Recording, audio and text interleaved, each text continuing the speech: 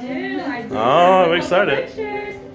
So, I know you guys consented, you have your pair left. Photos for you. We have photos. We have pictures.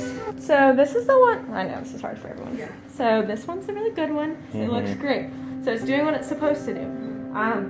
It was graded as a 4 BB. It's a 5 BB now. What that means is it's starting to come out of that shell, which you can see hatching out right there. Yeah. Has to come out of there to implant. So that's a good thing. It's doing what it's supposed to. This one was a 4 BB as well. We're gonna call it probably like a 3 BC now. So when we freeze an embryo, they get really tiny. Right. So when we thaw this morning, it has to expand. That's how we know it survived.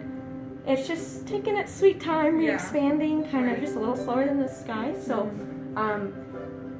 that's part of the reason, it's probably not going to be suitable for freezing and thawing again. But it's viable. It survived. They both survived wonderfully in that respect. So.